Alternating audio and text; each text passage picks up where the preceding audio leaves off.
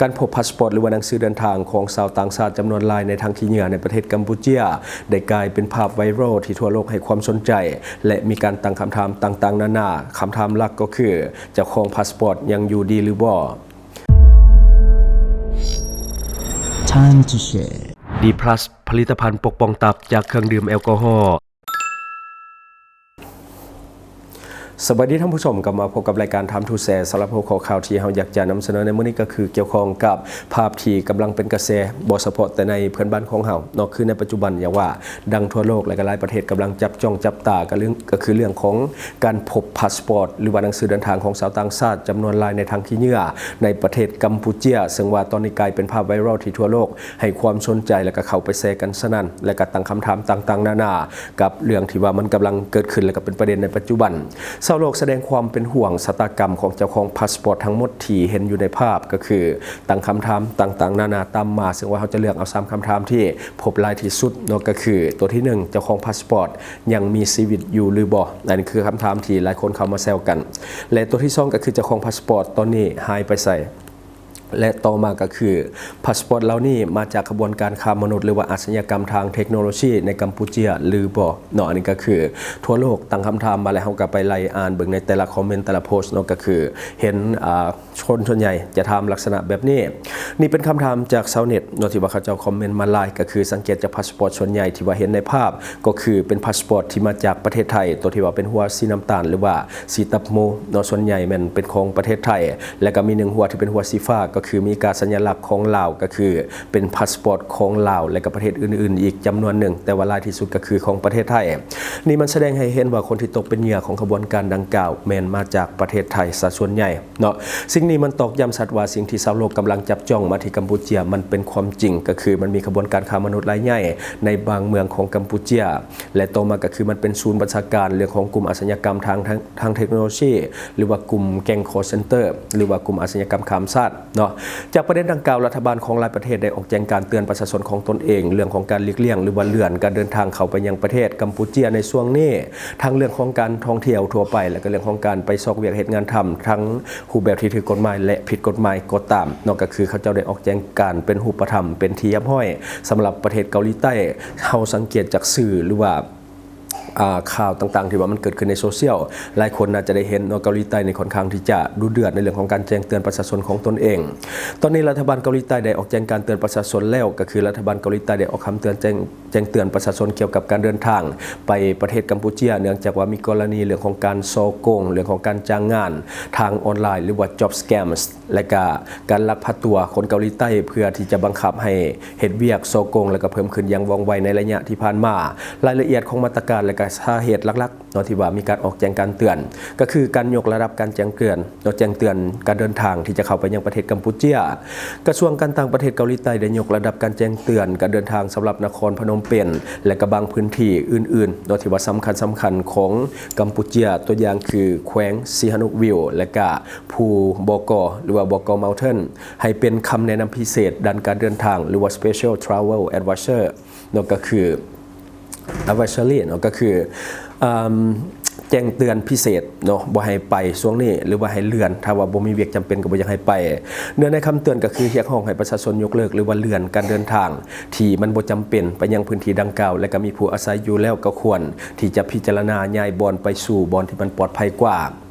อันนี้คือแจ้งการที่ว่าทางเกาหลีใต้เขาจะออกมาเนาะสาเหตุหลักๆที่พาให้เกิดคำเตือนเนาะก็คือสาเหตุที่รัฐบาลจะต้องได้เตือนประชาชนอย่างรีบด่วนก็คือคำเตือนนี้ได้ออกมาหลังจากที่ว่ามีรายงานเรื่องของกรณีอาชญากรรมที่เกี่ยวข้องกับคนเกาหลีใต้เพิ่มขึ้นอย่างว่องไวโดยเฉพาะกรณีเสียชีวิตมีการรายงานว่านักศึกษาเกาหลีใต้คนหนึ่งเนาะถูกหลอกลวงไปกัมพูชาด้วยข้อเสนอก็คือเสนอเวียกปลอมถูกบังคับถูกจับขังและก็ถูกทรมานจนเสียชีวิตในเดือนสิงหาที่ผ่านมากรณีดังกล่าวได้สร้างความตกอกตกใจให้สาธารณชนเกาหลีใต้เป็นจำนวนหลายเนาะก็คือหลายคนเห็นข่าวก็ตกอกตกใจว่ามาเฮ็ดเวียกอยู่กัมพูชาและเสียชีวิตในที่สุดเนาะการเพิ่มขึ้นของอาชญากรรมก็คือการรายงานกรณีลักพาตัวการจับขังและการฉกโกงการจ้างงานที่เกี่ยวข้องกับคนเกาหลีใต้ในประเทศกัมพูชามันเพิ่มขึ้นแบบก้าวกระโดดรายงานกรณีลักพาตัว เกิดขึ้นเนาะก็คือมันเพิ่มขึ้นประมาณ15กรณีต่อปีในปี2022แต่มาเป็น330กรณีในเดือนสิงหาก็คือเดือนที่แล้วที่ผ่านมาของปีนี้เนาะก็คือมันเพิ่มขึ้นจาก15แต่มันมาเป็น330กรณีภายในระยะเวลาสั้นๆเนาะรูปแบบอาชญากรรมผู้ถูกข้อหามักจะถูกล่อลวงโดยการโฆษณาเวียกที่เป็นเงินเดือนสูงเกินจริงเส้นเวียกเกี่ยวข้องกับไอทีหรือว่าเวียกที่เป็นเวียกแปลภาษาแต่เมื่อไปฮอดแล้วจะถูกยึดหนังสือเดินทางหรือว่าพาสปอร์ตและก็ถูกบังคับให้เฮ็ดเวียกอยู่ในศูนย์ซอกงหรือว่าสแกมคอมเพลส์เพื่อดำเนินการซอโกงทางโทรศัพท์หรือว่า voice phishing เนาะก็คือการซอโกงด้วยการเสน่หาแบบไปตัวผู้สาวให้แบบมักหรือว่าผู้หญิงก็ไปตัวผู้ชายให้มักให้แบบเสน่หาแล้วก็โอนเงินโอนคำให้หรือว่าซอโกงการลงทุนเรื่องของคริปโตต่างๆที่เฮามักจะเห็นแก๊ง call center เขาเจ้าเฮ็ดกันเนาะมาตรการทางการทูตและก็การร่วมมือของเกาหลีใต้ก็คือรัฐมนตรีกระทรวงการต่างประเทศเกาหลีใต้ได้เรียกทูตของกัมพูชาที่ว่าอยู่กรุงโซลเนาะขึ้นมาชี้แจงข้อมูลและก็เรียกร้องให้ทางกัมพูชานี่มีมาตรการที่มันเด็ดขาดกว่านี้และก็ว่องไวกว่านี้เพื่อที่จะสกัดกั้นและก็ทำลายขบวนการฉกโกงทางออนไลน์เหล่านี้เกาหลีใต้ได้เสนอให้มีการร่วมมืออย่างใกล้ชิดกับตำรวจกัมพูชาและก็เสนอให้สร้าง Korea Desk ก็คือโต๊ะหรือว่าหน่วยงานสำหรับตำรวจเกาหลีที่จะเข้าไปเฮ็ดเวียกในกัมพูชาเพื่อจะช่วยในเรื่องของการสืบสวนคดีที่เกี่ยวข้องกับพลเมืองเกาหลีใต้โดยเฉพาะเนาะก็คือจะไปตั้งโต๊ะเป็นของตนเองก็คือไปตั้งห้องการเพื่อที่จะช่วยคนเกาหลีใต้ที่ว่าลงเข้าไปในขบวนการที่มันเป็นอาชญากรรมข้ามชาติอยู่ในกัมพูชาก็คืออยากจะช่วยคนเขาเจ้ากับประเทศของเขาเจ้าเนาะคือจากกรณีดังกล่าวยังบ่มีการชี้แจงหรือว่าให้ข้อมูลใดๆจากทางการกัมพูชาที่เป็นทางการเนาะแต่ว่าก็มีส่วนหนึ่งก็คือออกมาเรียกร้องเรื่องของให้ชีวะในทางเกาหลีใต้เนาะผ่อนผันเรื่องของการแจ้งเตือนประชาชนเพราะว่าทางกัมพูชาเองก็ยังยืนว่าการมาเที่ยวกัมพูชายังมีความปลอดภัยสูงอยู่เนาะฉะนั้นก็เลยว่าเรียกร้องไปทางเกาหลีใต้เนาะก็คือแบบว่าบ่ต้องแจ้งเตือนเข้มงวดอย่างไรประมาณนี้เนาะหนังสือเดินทางหรือว่าพาสปอร์ตเป็นของประจำตัวเนาะก็คือ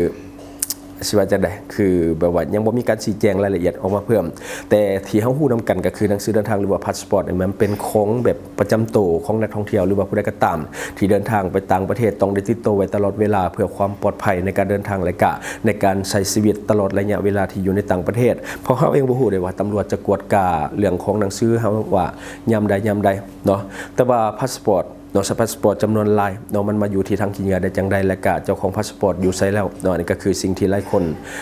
ตั้งคำถามเนาะแต่ว่ายังบ่มีไผมาตอบเทื่อในความเป็นจริงมีแรงงานจากต่างชาติอีกจำนวนบ่น้อยเนาะที่ยังอยู่ในกับขออภัยอยู่กับขบวนการอาชญากรรมข้ามชาติก็คือพวกสแกมเมอร์อย่างต่างๆเนาะที่ว่าถูกยึดเอกสารจำเป็นตัวอย่างคือพาสปอร์ตและก็ถูกขู่ที่แรงงานพวกเขากำลังรอท่าการช่วยเหลือจากภาคส่วนที่เกี่ยวข้องเนาะก็คือต้องรอท่าตอนนี้เห็นยังบ่ได้หนังสือเดินทางกับบ่มีถ้าออกมาจากศูนย์ของสแกมเมอร์ก็ถูกจับคือเก่าเนาะ